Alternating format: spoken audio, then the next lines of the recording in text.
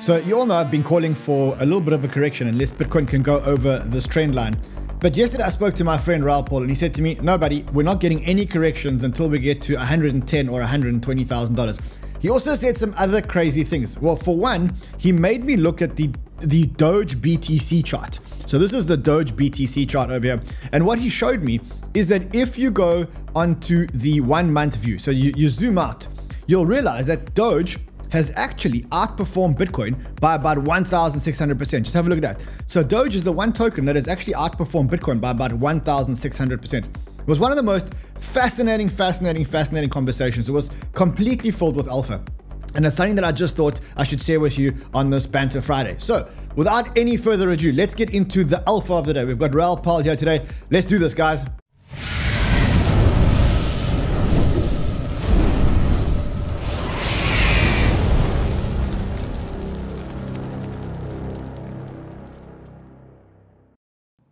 You know, sometimes you just have those conversations with friends of yours and they absolutely just change your perspective and absolutely just change your mind. And for us, that's like important because we live in this ecosystem all day. We live in this bubble all day. And sometimes you just need to speak to someone who can do this and just zoom out. And that's exactly what Raoul Pal did. So I'm not going to delay the conversation much further. I just do want to remind you that we are heading towards Black Friday, and the Black Friday specials that you get, or the specials that you get during the Black Friday period, are like the best specials you're ever going to get in crypto, right? So the biggest special that I've got for you guys today is around a tool that I really think everybody needs. I've showed this before. This is a real scam from a real friend of mine. This is a friend of mine who was in crypto, and I use the words was in crypto. His name, I'm not going to mention his name because his wife doesn't know about this. But he said, hey friend, how good are you? How are you? He showed me this text that he believed. He said, it's Trust Wallet for their 7th birthday. Can it be a scam? I said, definitely a scam. Don't open it. Shit. First time in my life being scammed. I was like, please tell me you didn't click. Anyway, it turns out he did click.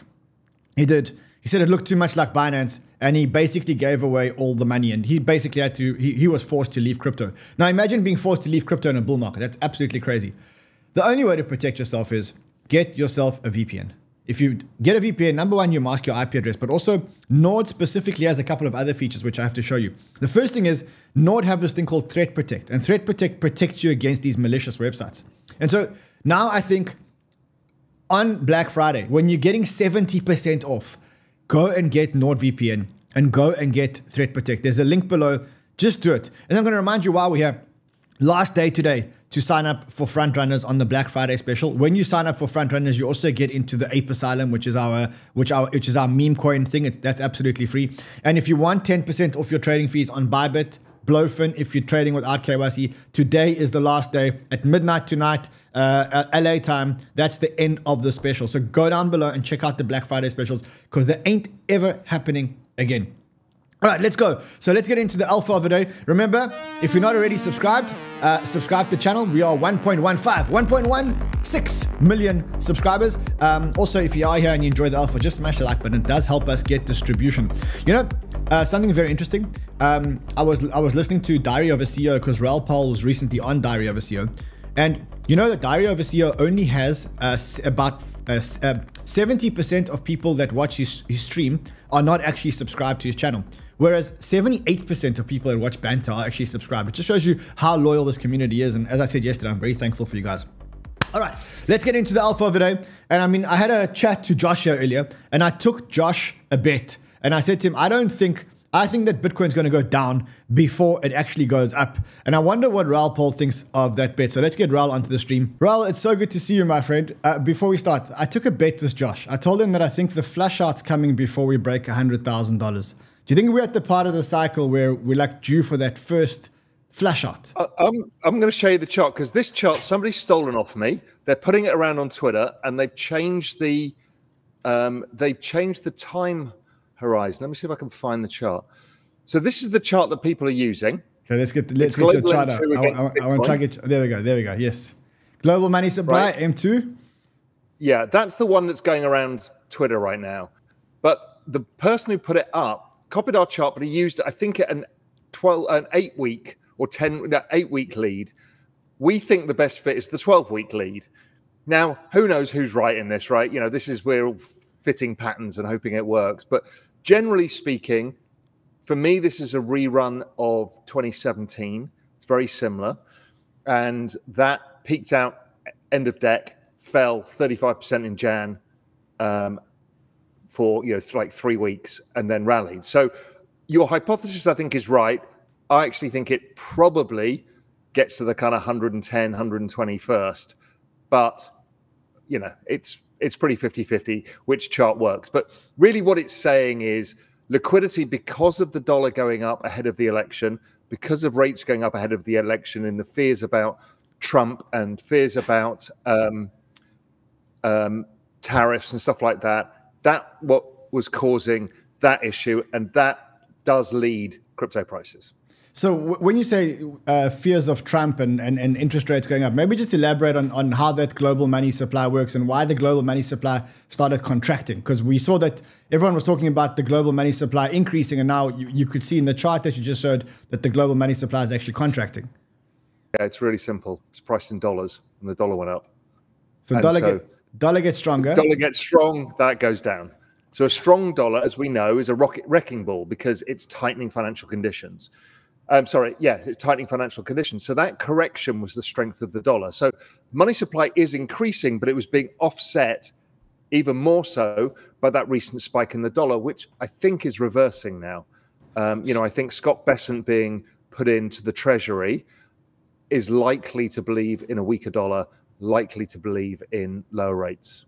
So you think that the dollar probably topped just after the elections because of Trump's talks of tariffs and making America stronger and everything else.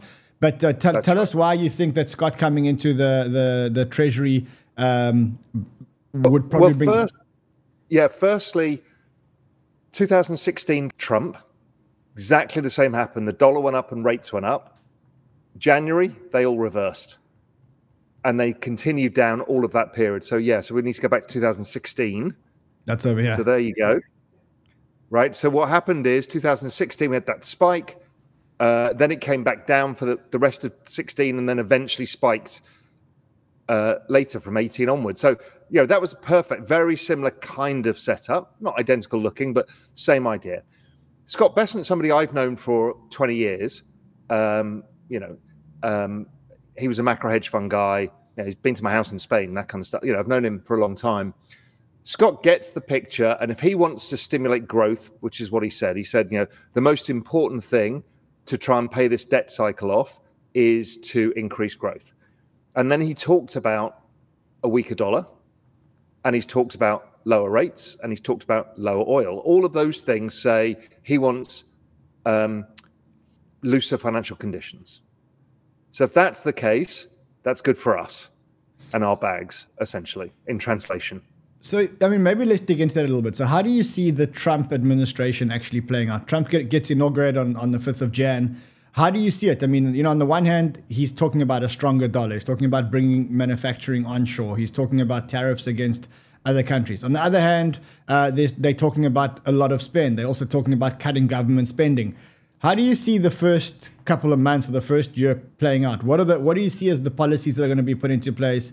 Is it going to be much more loosening? How do they tackle the Fed? Yeah, first part is they need to get growth up, right? That's thing number one, because they can't tighten fiscal policy by reducing the deficits and stuff until they've got growth going, because that will slow it down otherwise. So they need to get rates lower. Now, obviously, the Federal Reserve is supposed to be independent, but they're going to try and force something to get liquidity and growth up. If you think of the ISM survey, which is the business cycle, still below 50, which says the economy is not really growing very strongly. The services sector is growing a bit better. The manufacturing is not growing at all. So they're going to have to goose that for a bit. A weaker dollar, lower rates, injecting some liquidity into the system. Then it's going to take time to negotiate tariffs and what the outcomes are. The Europeans are already going, well, maybe we'll play ball with you a bit more. And the Mexicans have done the same. So, I think we've got that. Also, I think Trump, one of the first things he will do in the first 3 months is try and resolve Israel, which we saw the Hezbollah's already resolved. Yeah, Hezbollah, Lebanon's already resolved. So it's only Hamas and Iran that's basically left. Yeah, and I think my view has always been Iran in the background has been agreeing to whatever's been going on. I think Putin and Ukraine will get resolved. So a lot of the dollar premium risk premium comes out, oil premium comes out, oil can drop lower, the dollar can weaken just because geopolitical tensions go down.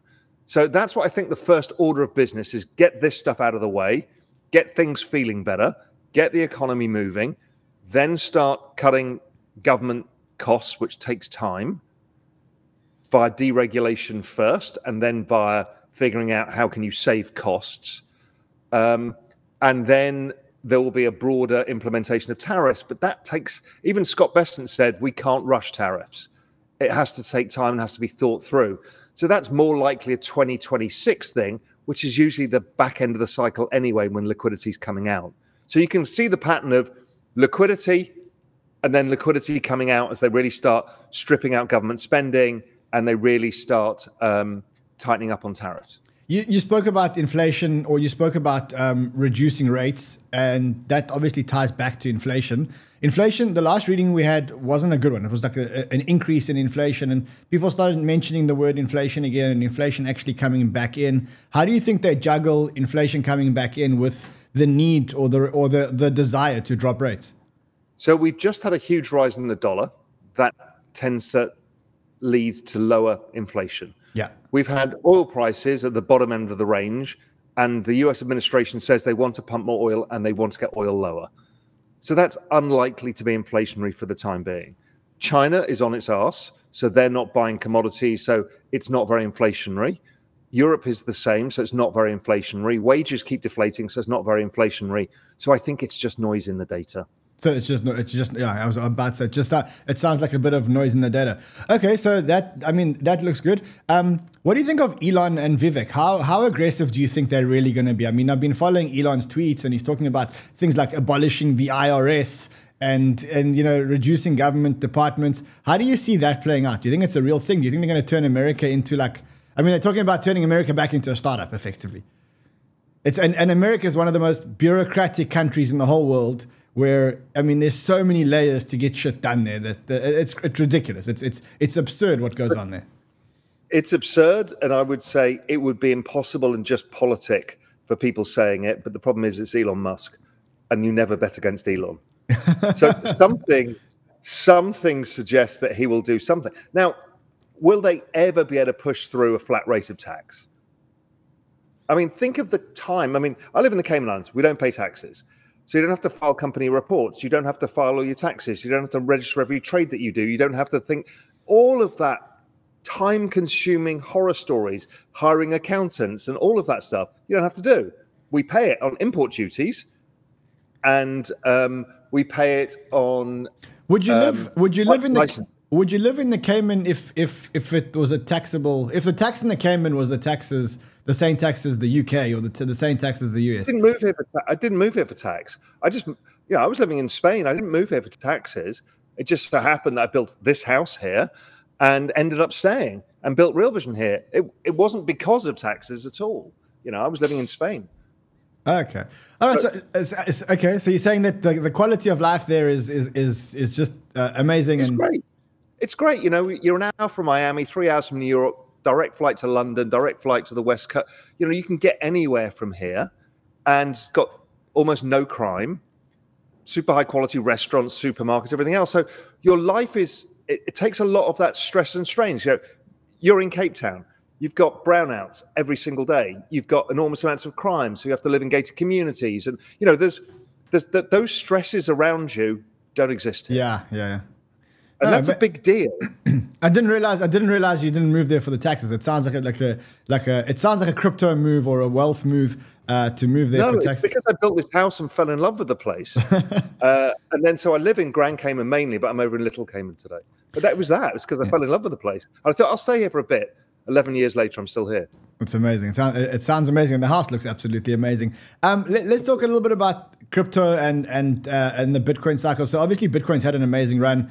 Actually, before we started, I looked at the price and how much we had just moved up since the election. We're up like 50% since the election. Too much too quickly, or do you still see like a long run in Bitcoin? How do you see, for example, the next couple of months playing out? Yeah, but don't forget we had an 8-month consolidation with a 40% range. Yeah, that's why I ask. Right. So generally speaking, it tends to be explosive coming out, the banana zone, right? And I kind of set people up for the banana zone, and here we are in the banana zone. So the question is... So we're in the banana zone. So we're in... You're saying we're firmly in the banana zone. How could it not be bananas, right? 50% in a month. Yeah. How big are the How big are the bananas in the Cayman? Because that's quite a big banana.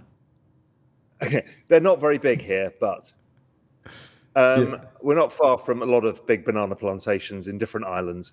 But so that's a decent sized banana, but that's the start, right? Because generally speaking, the post-election year, or what we would call crypto fall or crypto autumn, tends to be very strong. So it tends to be very strong. The macro backdrop is obviously very good because of deregulation, new government, all of that stuff. So we've got a good setup. It's gone far and fast. I think everyone's a bit PTSD'd still, so which is why I err towards the it probably has one more squeeze because so many people think it needs the correction now. But you know, I hear your point of view too. So I'm not, you know, saying it has to be one or the other, but that's my view. It goes up first. Everyone thinks, oh, it's fine. We're at 110. We're getting 150 now, and then it corrects in everybody's faces quite sharply.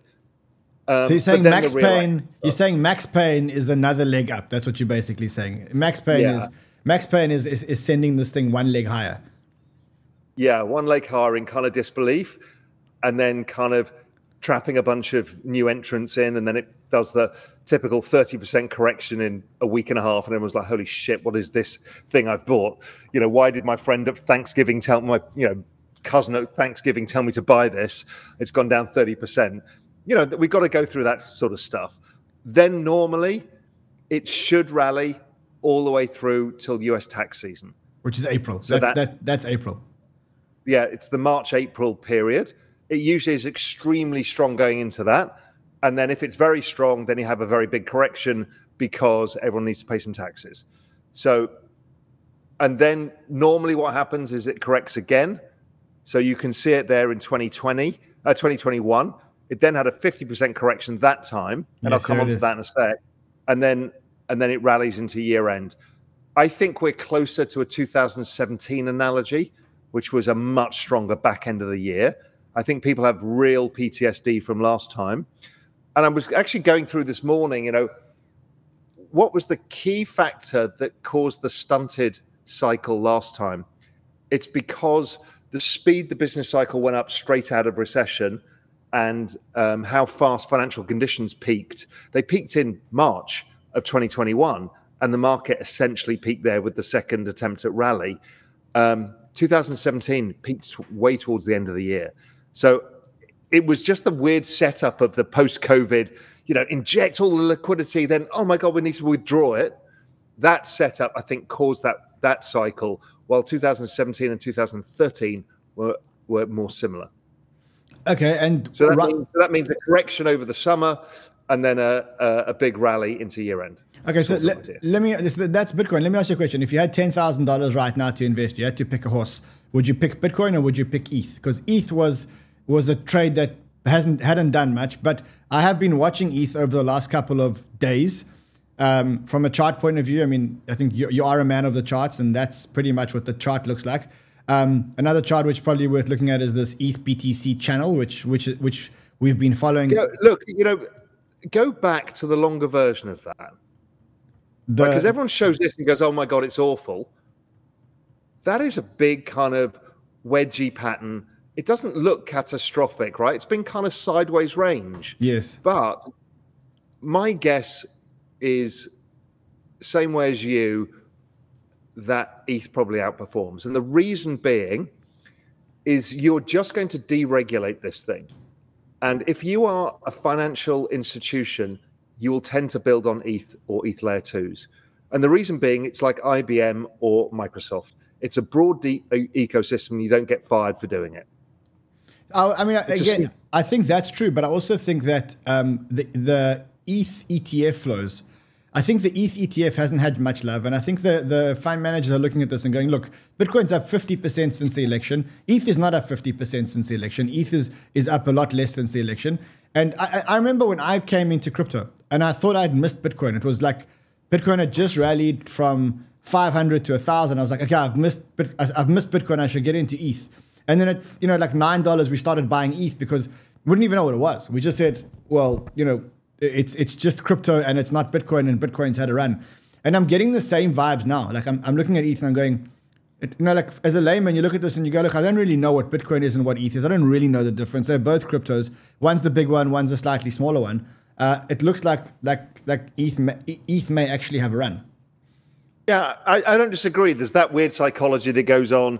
It's also, I think, there is going to be fundamental flows behind it as well. I think ETH overbuilt capacity or block space for where we are currently in the market because of the layer 2s.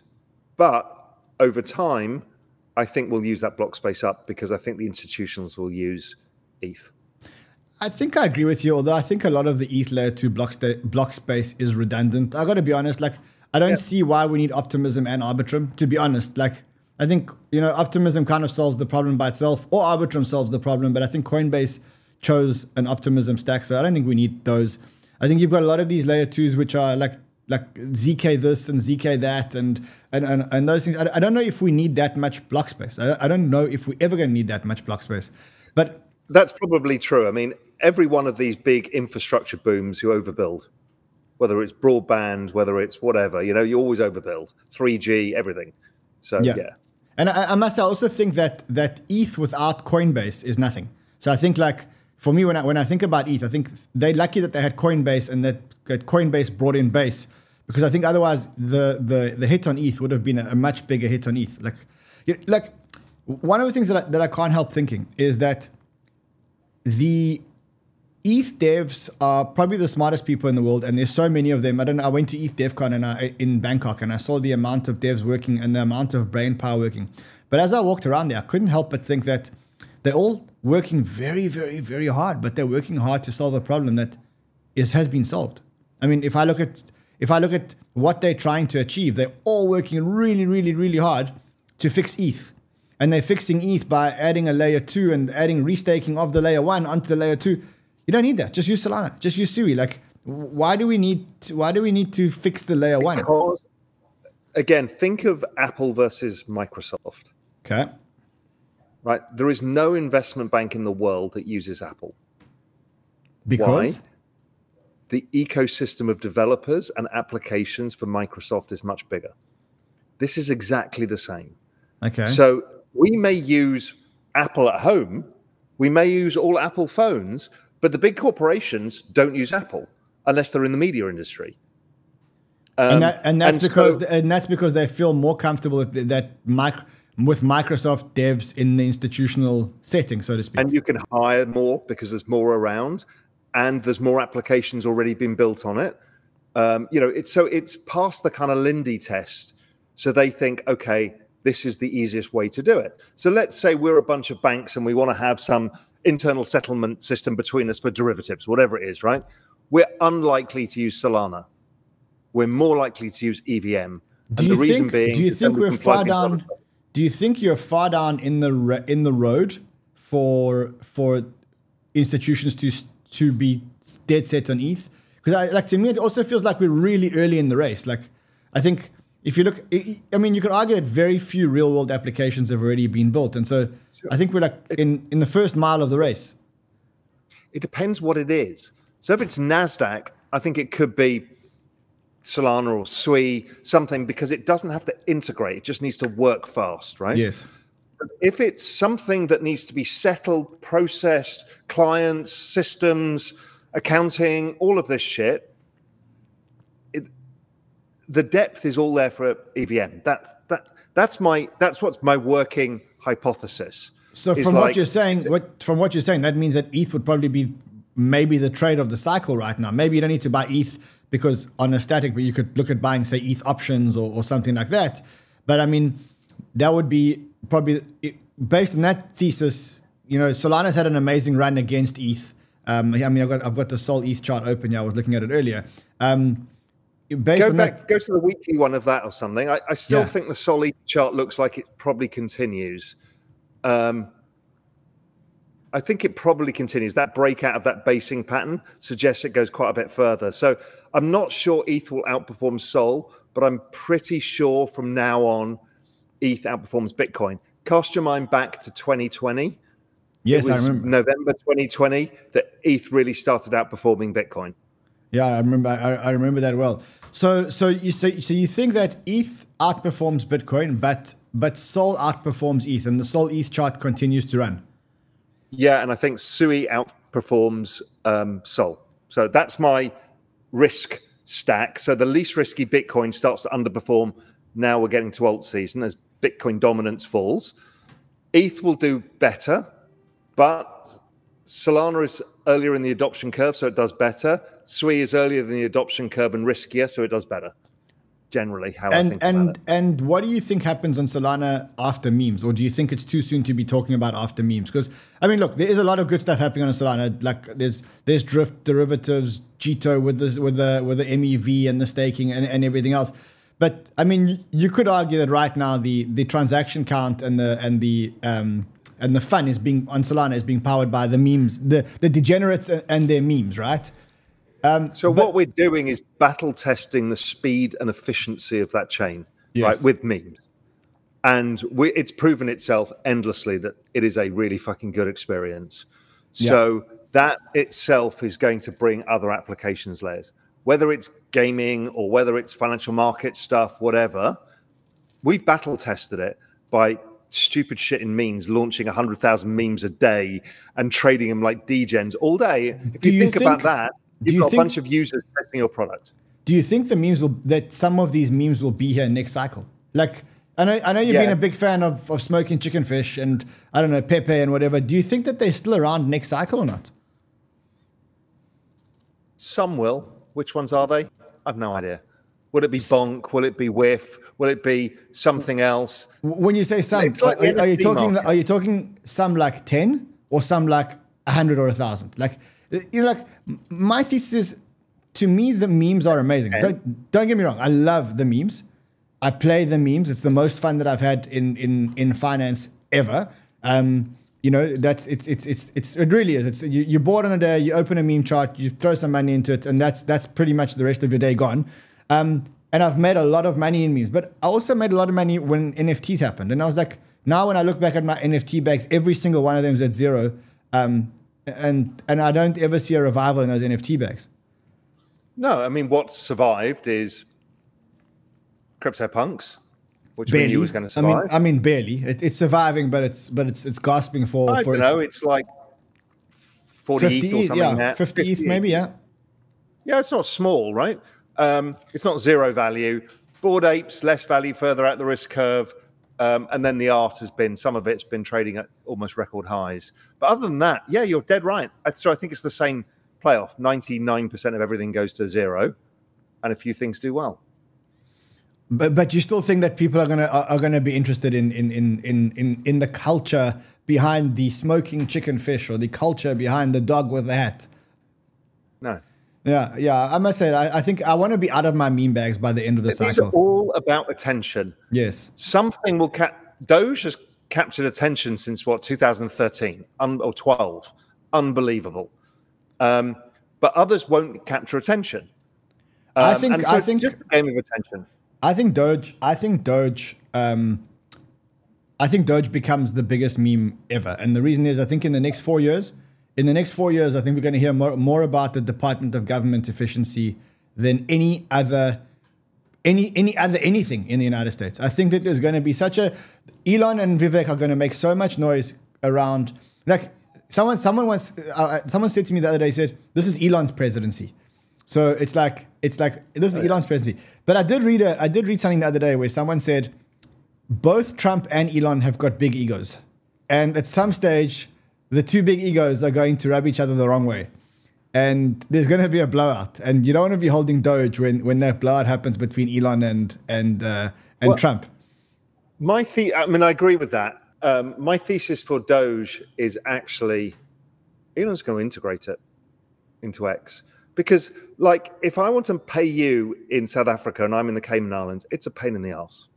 Crypto Rails is so much easier. But what's the value of that? I mean, you're talking about Doge. I just want to open the latest market cap because the market cap's like pretty high. Question is, what is the payment system that's integrated into Twitter valued at? Because $58 billion. I mean, that's quite a number. What's Stripe? Let's we have don't a know. look. It's a private company. Yeah. It's a private company, I think. Yeah. PayPal. Let's have a look. Let's quickly go here and quickly Google PayPal. It's PayPal. PayPal Holdings. Let's see what PayPal Holdings is. So PayPal Holdings is, let's have a look here. Key earnings, volume, market cap, 86 billion. So Doge is $30 billion under PayPal. That's like, it's a meme coin. This is the payment system of the world, so to speak. It's not a meme coin because Doge is actually its own blockchain. Yes. So it is different. It is somewhat different. And just because of Elon's ridiculousness, he will force it into being. That's my general thesis. I cannot believe he formed a government department called Doge. I mean, it's ridiculous. Elon paid $40 billion for Twitter. This is valued at, Doge is valued at the same as Twitter. I mean, that's big. Yeah. Yeah, I mean, if it's about attention, Doge is going to get more attention than anything else in the next 4 years because Elon and Vivek are going to go there and every single news headline is going to be about how they're cutting and how they're cutting and how they're cutting, right? Yeah, and then there'll be lots of memes about Doge and, Doge the warrior defeating the government, Doge this, Doge that. That bloody picture of a dog will be up all of the time and he'll be posting it. It'll be, as you said, if this game is attention, it will capture gigantic amounts of attention. So, but ETH goes up more than Bitcoin, Sol goes up more than ETH, Sui goes up more than Sol, Doge goes up more than Sui, or not so much? Don't know, but the hell of a chart is, I don't know if you've been following the monthly chart of Doge Bitcoin. That's Bitcoin. The ugly truth that nobody wants to talk about is really Doge has been outperforming Bitcoin in its existence. And it's just, so look at the monthly chart since the beginning. Okay, so let's look at that and look at the monthly chart since the beginning. Here it is. Keep going. Put it on a log scale. You need to put it on a log scale. Oh, is it on log scale? Yeah. Is it on log scale? It is. No, on log. There it is. So it came out, it corrected, it outperformed, it's causing a flag. I mean, it has outperformed Bitcoin since it came out by 500%. That's insane. Okay. So what are we saying here? That Doge is harder money than Bitcoin? Is that what we're saying? Oh, sorry. It's outperformed Bitcoin by 160x. Well, 1,650%. Okay. So that's crazy. Okay, that's something. That's 16x. We may joke about this, but it's been harder money than Bitcoin. I wonder how many others have been. I'm just throwing rocks over the fence with that, but you know what I mean, right? And I look at that looks like a flag. If that bloody thing is a flag. Oh my God. Okay, yeah, I see the flag as well. Yeah. Well, yeah. And if you look at that on a weekly chart now, if you change it to the weekly and then look at that flag, it's actually broken out. It's breaking. So I suppose, move the trend line down. Yeah. Move the trend line down to the other high, which is that high. Yeah. It's just broken. It's just broken out on the weekly. Okay, I see the point. So you see my point, right? I see your point. So at 58 billion, we should probably be adding to this position as opposed to cutting this position. Yeah, I've been long for a while just on this thesis, but this chart is something I can't get my head around. Yeah, you've blown my mind. The outcome that the strongest currency would be Doge. I mean, that is the funniest thing I've ever heard. That is crazy. I must say, I've obviously watched the chart and I've been around, but I've never had that kind of perspective, which has been like, holy shit, look at that. What else? What else is piquing your attention at the moment? So I know you're close to Sui. I know you're close to Solana. I know you're an ETH man and a Bitcoin man, and I know you in this part of the cycle you always tend to move down the risk curve. I remember in the last cycle, this is where you started moving really down the risk curve. So look at the Sui Solana cross. Sui Solana. Killer chart. Yeah, Sui Sol. Okay, wait. I'd have to go. Sol Sui. Let's see if we can do Sol Sui. No, Sui Sol is what you need, but you just have to. You're not on crypto, that's why. I'm not on crypto. No, if you. Oh yeah, there we go. All, there we yeah. go. There we go. Sui Sol. Sui Sol not found. No, you have to do it. Sui divided Sui by USDT divided by Sol USDT. Okay, well then let's go. So Sui is USDT divided by Sol USDT. Okay. Okay. Broaden that base out. That's an inverse head and shoulders. I see it here. So there it is. 1, 2, all the way down. And if you put it on the daily, it's pretty clear. If that breaks, yeah, just scrunch it up further. Okay. It's pretty clear inverse head and shoulders. There we go. That's the inverse head and shoulder. And it's just under the neckline now. Yeah, exactly. So if it were to break that neckline, that would force me to go further out the risk curve. That would. I think it will break it because I've managed to get this trade early, not just because I'm on the foundation, just because I look at all of these crosses. But that's the trigger. In fact, if it's a flat line and it goes, if you just make it a flat line as opposed to sloping, so on the right hand side, drag that up. It actually is perfect. The two tops exactly. So it's about there-ish. Yeah, that'll do. Yeah. Okay, so you're waiting for, so you'd break that, and that would force you to take Sui, or to. I've already got Sui, but it would force me to reallocate Solana into Sui, more of it. Force you to reallocate Sol into Sui, so you would actually trade it. You would trade your two risk assets one for the other. Correct. I would go further out the risk curve because we are heading into full alt season. So if you look at what's it called, Total 3? No, not Total 3. It's the one crypto total market cap excluding top 10 others. So if you go, is that the other? Yeah, if you look at the others one. Okay, there we go. That's the daily. Yeah, go to the weekly. Always like trying to look to the really long-term stuff where I can to give me perspective. Right, that's a wedge or cup and handle, whatever you want to talk about there. There's a real breakout. There's a real breakout that's happening with volume. Every time it does these wedges, then it breaks in the year after or the election year and the year after. We are there. And so if that is the case and that chart breaks and we start going to new highs, then that means the risk curve goes out because don't forget, Sui's not in the top 10. Solana is. So anything in below the top 10 is likely to outperform.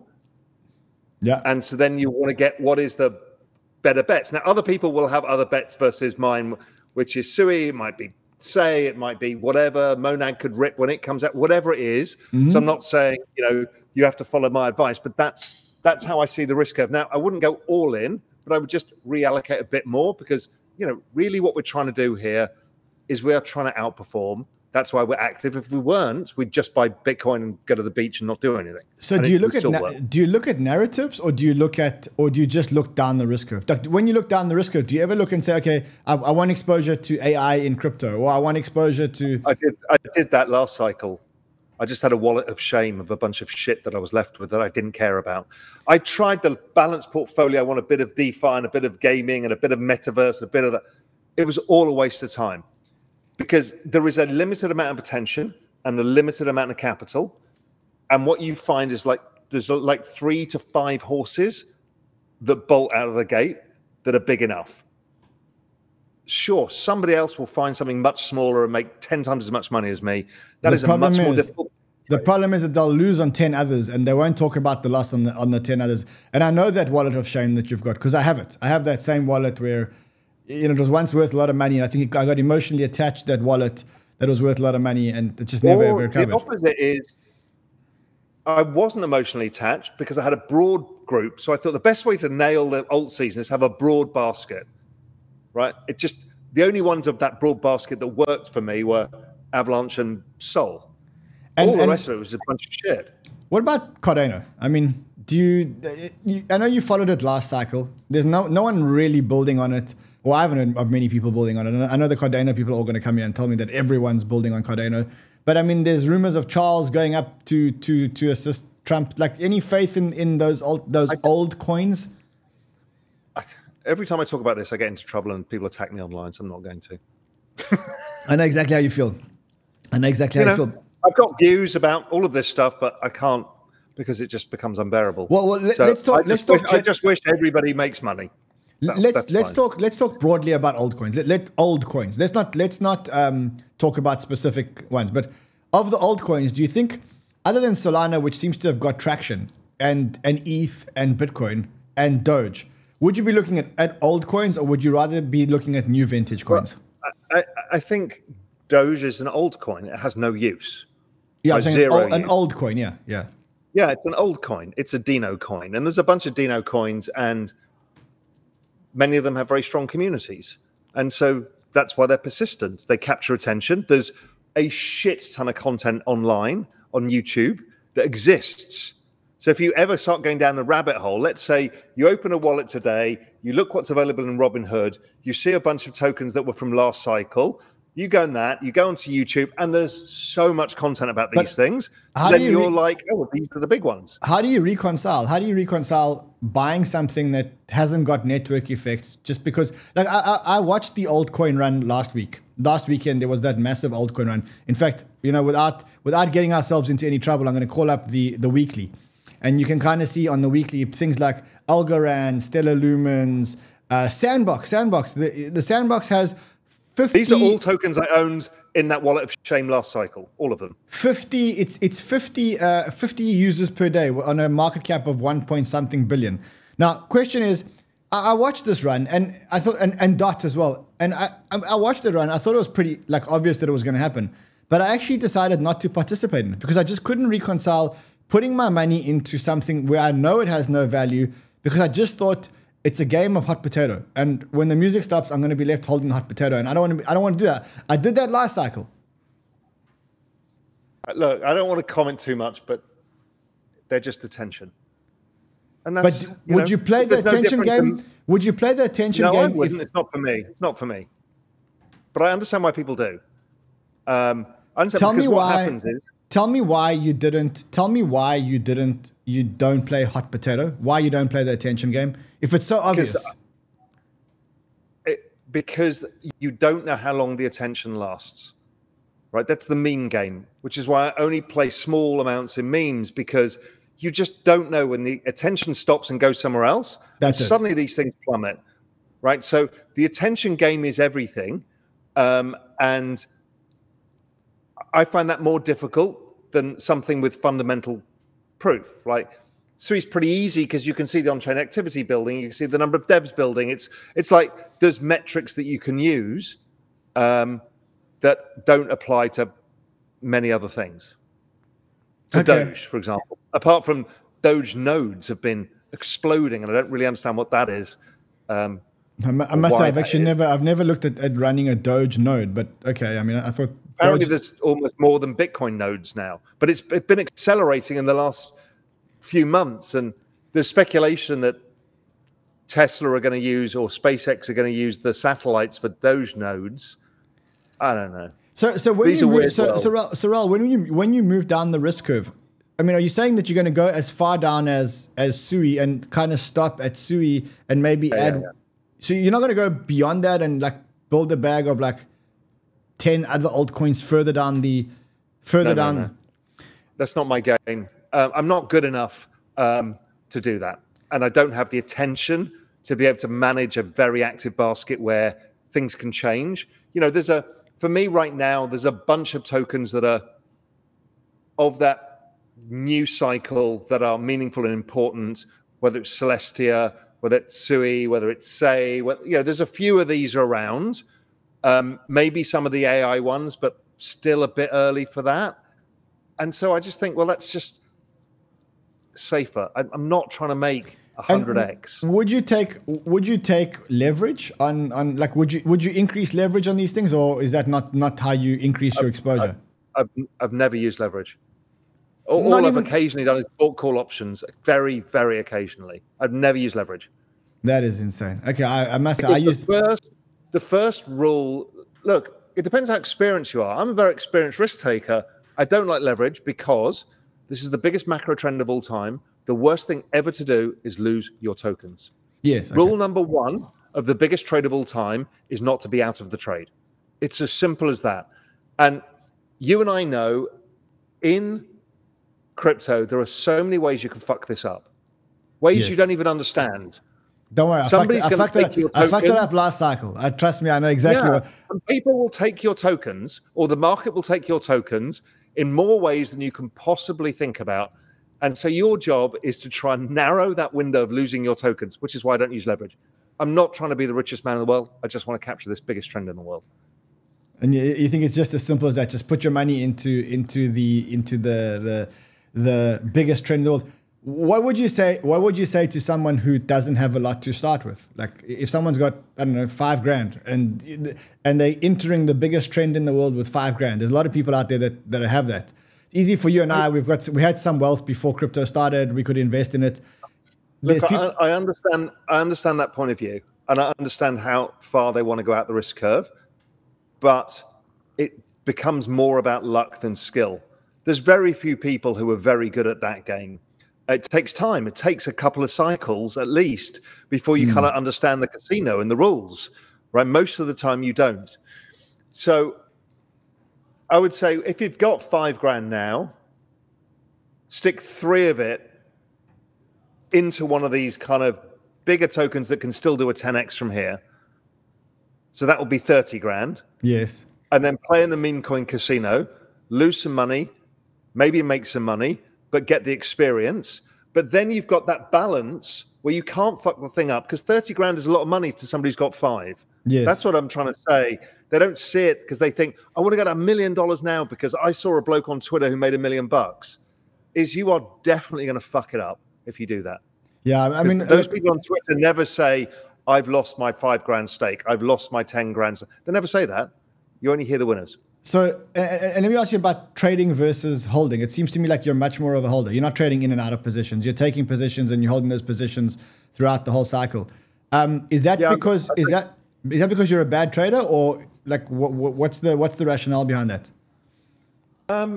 Yeah, I'm not the greatest trader when it comes to super volatile instruments. I mean, I've traded my whole life. If I've got a superpower, my superpower is asset allocation. And so longer term time horizons. So like you immediately pull up a chart and it's probably the hourly chart. I immediately pull up a chart, the weekly chart. I'm the daily, weekly. I'm not the guy who trades. I don't have time to trade. I spend very little time trading. But you know what I mean? Is many people pick up the hourly chart. Yes. And, you know, every chart I went through with you is like pick up, hey, look at the weekly, look at the monthly. Yes. So that's how the time horizon I think in is. I'm trying to think of like from here to 2030, how do we make as much money as possible without losing control of our tokens? That's the game. But let me ask you again a question. Like asset allocation works for people that have assets to allocate. I'm watching this as a viewer. I want to participate in this. I don't have a lot of money. Like, you know, that asset allocation is an amazing game. Would you recommend that those people maybe try some trades, or would you still say that? As I said, do a third, 2/3. Yes. I normally say do 80-20 or 90-10. So the speculative style. But if you're starting with a small position, I did this with my sister-in-law in 2020. Yeah. She's like, I've got my 401k, there's fuck all in it. What do? I said, stick it all in Bitcoin. Then I helped her with some asset allocation switches to ETH and Solana. And I don't know, she's got 100 and something thousand in that, or whatever the number is. It's now life-changing. And if it goes up another 5x into year end, okay, that's game-changing. And that was one cycle. I think we underestimate how long this change or this opportunity is going to run for. I remember when I got into the opportunity in 2016, I kept looking at it as if it was going to be a 1 or 2 year opportunity. And I kept saying, I've got to make the money in 1 or 2 years. I've got to make the money in 1 or 2 years. Here I am almost 7 years later, you know, or 8 years later. And so I think my advice to people who are watching this with that conundrum is just keep DCAing. Just keep DCAing, because inevitably the cycle lands up being much longer. We're already, for me, I've been in the cycle now for 8 years. You know, and I thought it was going to be a 2-year cycle, and I thought I had a 2-year opportunity, and it landed up being 8 years. And if I'd only just DCA'd consistently for those 8 years, keeping the conviction, I think I would have had a much bigger bag than I had, because I put money in and I was like, okay, the cycle's going to end. I shouldn't be putting more money into this. I should have just carried on DCAing and DCAing and DCAing and saying that the cycle is going to be much longer than we expect it to be. Maybe not the specific cycle, but the broader cycle. Because we hear only about the cycle, the 4-year cycle, right? So now everyone's like, well, I've got 1 year. I didn't do that at all last time. I just bought added in 2022. And so I was back at all-time highs in P&L well before the market was, because I bought a bunch of cheap stuff and just thought about it in this long-term trade.